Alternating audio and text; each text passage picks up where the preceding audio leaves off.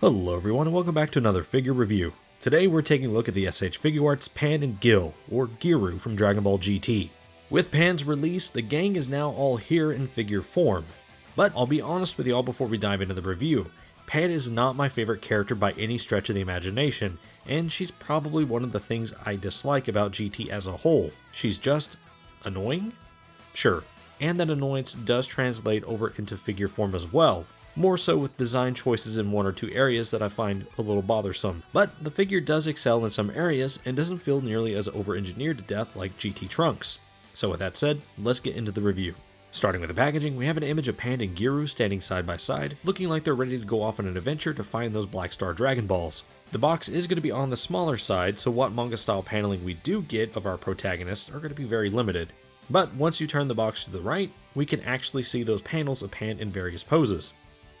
The backside of the box shows off Pan and Giru alongside Kid Goku and GT Trunks, and ironically enough, that image of the crew together is used on Trunks' box as well. Seems like they just copy and pasted it. Also, Bandai America, please figure out your label situation. If Tamashii is going to be using a more compact box, you yourselves need to be making a smaller compact sticker that doesn't obscure my view of the details, which, let's be honest, it's mostly in Japanese, but that's neither here nor there. I'd still like to see the whole package.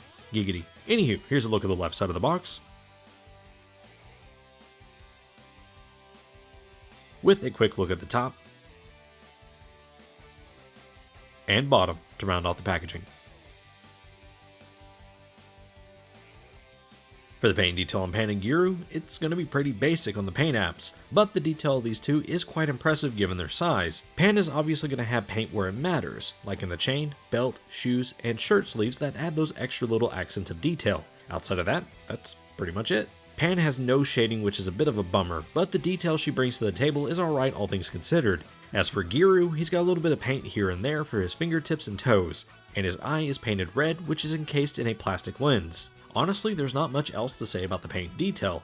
I mean, it's Pan. You look at Pan and this is GT Pan, but it's not oozing with extreme detail. Like, it's very basic, just looking at Pan in general. The hands for Pan and her effect pieces are going to have some paint apps to them, and the work looks solid. Definitely not something that was done in haste, but I imagine mileage may vary between each person's copy. The print work for the faces look great, and I really have no complaints with these. And as much as I dislike Pan for being an annoying character, the faces capture the likeness of the character pretty darn well. So well, in fact, that it definitely instills that sense of annoyance when I look at her. Good on you, Tamashii. You captured it perfectly. Anywho, since we're talking accessories, let's move on. For the accessories, Pan is going to come with quite a bit considering the size of the box that she comes packaged in. Again, when you compare these GT releases to the Diamond Minis, it's mind-boggling to me that they used a standard S.H.Figuarts box for Vegeta and Goku, but chose to use these smaller boxes for GT's main cast.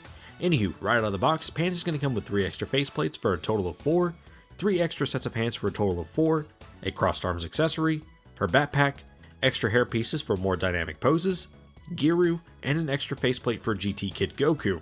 It's honestly not a bad spread for the figure's initial price of 60 USD. So for the faces we get, a smirking face, a happy cheerful face, a shouting face, and a teeth gritting face.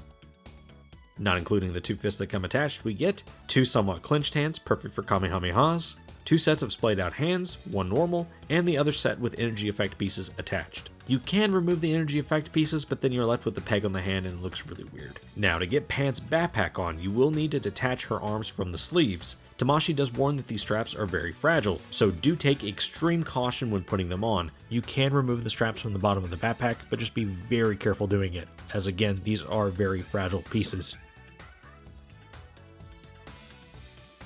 And while we're here, why don't we put on the crossed arms piece? It's pretty straightforward, just peg the arms into the sockets, and you're good to go.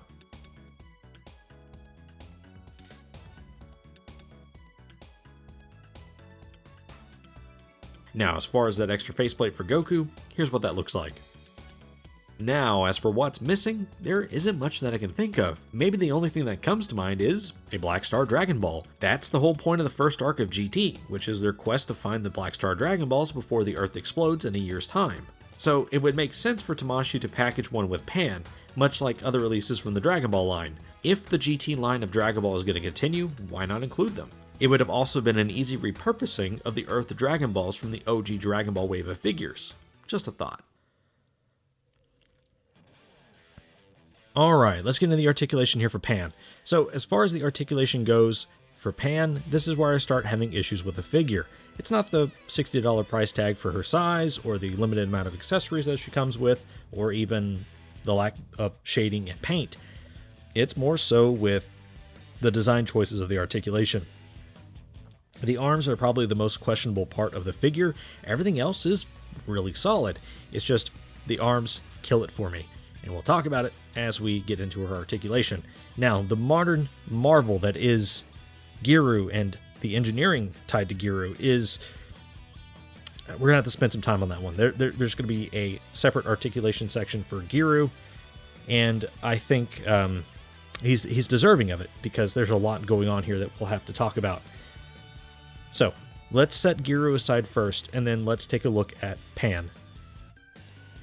So, starting with the head and working our way down, Pan is going to be using a ball hinge that allows her to look up about yay high, and look down about like so. It's very solid. There is some side-to-side tilt that you get with Pan, and that's because of the type of ball hinge that they're using. It's still your standard ball hinge that you see on like Goku or Vegeta, but it's at a 90-degree angle when it rests like so with the hair attached, so that you can rotate it up at the top rather than, or excuse me, at the bend at the top of the peg rather than the ball joint. So, well, I don't think a ball and sock, or excuse me, just a regular double ball peg would have worked here. So this works for what it's intended for. And it's not bad. So you're not having to constantly fight the ball hinge to get it where you need it to get the most out of Pan's range. There is no neck joint down here, which Pan really doesn't need it, as you can see. So, it is what it is. Now, moving on to the arms. The arms are solid when it comes to being articulated in such a way that you can get the arms to cross with the butterfly joints. The butterfly joints are very solid. As you can see, this one actuates very nicely, and this one here just, I don't know what it is. This one's very finicky with me. The right arm is very finicky. It is what it is. So we can cross the arms like so, and we can get Pan to T-pose a little greater than 90 degrees on both sides, so greater than 180 degrees. Now, the first area that I have an issue with on Pan here is that this is actually a ball hinge system. It's kind of hard to see, and I guess I could bring her a little closer to the camera. But you can kind of see, you can also zoom in. Zooming in is also a very viable option when it comes to using the camera. If I can get it to focus and you can see it. Maybe I'm looking at it wrong. There it is. There's the ball hinge. And yeah, I'm not a big fan of that. There it went. Yep. Not a big fan of the ball hinge. Just because, you know, as we mentioned before on the channel, every time you rotate the figure or any ball hinged piece of articulation, you run into, well, the chance of straining the joint if you're not careful. So there is that. And then there is the upper bicep swivel. Now, it works for what it's intended for, which you can see it rotating. You want to make sure that you have the actual ball hinge, or the portion where it connects, facing towards Pan. That way it's not showing on the outside and doesn't look goofy. It looks goofy either way, but it is what it is. And then you also have a forearm swivel, which works, but a little too well. Like, it moves more than the upper bicep swivel does, and it just gives me a multitude of grievances. I don't care for it. It's just, I don't know why it can bend backwards like that. It's single jointed, so it's only going to bend a certain amount because of the sleeve. And it works for what it is, but this is just, I hate it. I'm having to fight with it all the time. So the arms are not the greatest. The hands are still going to be ball hinges, like on every other traditional release, except for a handful that are actually, double ball pegs. But the wrist pegs, the ball hinges work fine for what they are. Now, as far as the chest articulation, Pan is going to be able to crunch forward about like so, and then lean back without the assistance of the lower waist pretty well. Then whenever you take the waist into consideration, you'll be able to crunch forward that far and then lean back about like so. It's very nice. You do have some shimmying up top, and you do have some rotation up there as well. You do have some of that at the bottom as well. If you hold on to the stomach, you can get the waist to rotate. For the legs, pan can kick out about that far. It's 90 degrees, and then kick back because the softer material, about almost 90 degrees there as well. So it's not bad. Doing the splits is about 45 degrees either way. Do be mindful and be careful of articulating the right leg, as you do have the chain to worry about. So just be very, very careful. Other than that, pretty solid. You do have upper thigh swivels, a single jointed knee, and you do have some rotation up there as well. I'm not sure why, but it's there, or at the lower knee. And then the knee, or the ball hinge for the ankles, allow pan to kick down that far, kick up like so, kick out to the, or kick in about like that, and rock in about that far out. So overall, articulation for pan is acceptable. I hate the forearms, but she'll do what you need her to do for the most part. It's not bad for a small figure, and I definitely welcome more smaller figures, just because that's going to allow us to, well, have figures like Goten and Trunks later down the road. So, but anywho, actually, let's go ahead and set Pan aside so the camera doesn't want to focus on Pan. Let's take a look at the Marvel engineering, or the modern engineering that is Giru. Now Giru here is okay. This is it. You're just gonna be able to bring the arm up about like that, bring it back. I think you can actually, you can rotate it, all the way up. Like, hey, hooray, we found a Dragon Ball. Hold me. Running away. Although the legs don't articulate. There's nothing here, and I would be very careful messing with this because it is very tiny. Giru is the new Goldo. This is, I think it's actually a little bit better because, the arms do articulate. I think Goldo did not have articulating arms. He just had separate arms that you could swap out. I could be wrong. I think they were articulated, but they still sucked. Should have been a full-fledged figure. Should Giru have been a full-fledged figure, his size and everything? No. This is just more of a novelty item. It's more of an accessory. I don't know why they, mention Pan and Gil, or Pan and Giru on the box when it's really just Pan. Giru's just an extra accessory. That's all he is. So,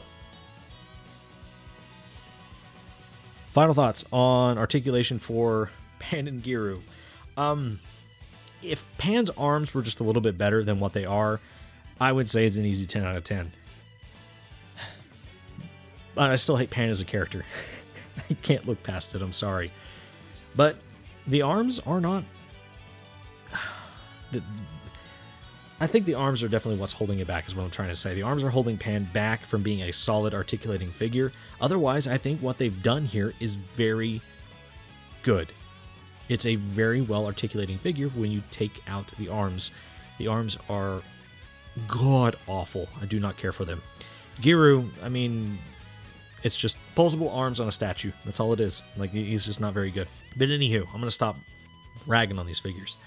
Let's go ahead and move on to the comparisons, and I'll give my final thoughts. For the comparisons, here's GT Pan and Giru next to GT Kid Goku, GT Trunks,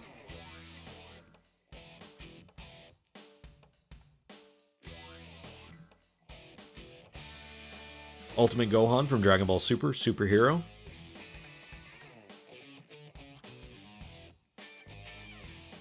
Super Saiyan 4 Goku,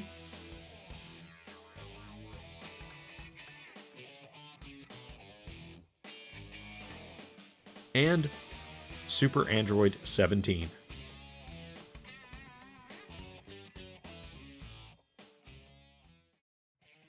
Alright, I'll keep this short and sweet for my closing thoughts on Pan and Giru. If I set aside my displeasure for Pan as a character, this release is okay.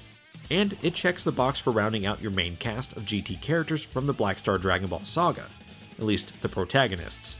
Now, as I've stated in the articulation section, I do have issues with the arms. I'm not a fan of the elbows or the ball hinges for the shoulders, but I get that there's not much you can do for such a tiny figure, and the prototype for Pan had probably already been in production for a while when you compare it to something like the Diamond Minis that came out just recently. Is she better than GT Trunks?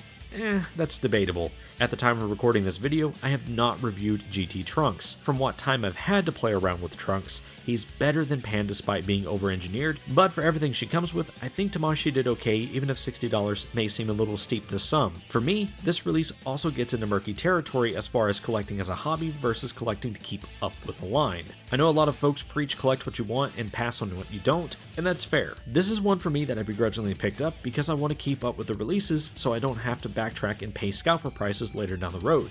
She is definitely not my favorite release, and she's probably dead last on my list of GT figures. But with that said, if you want Pan and your heart is set on it, pick her up.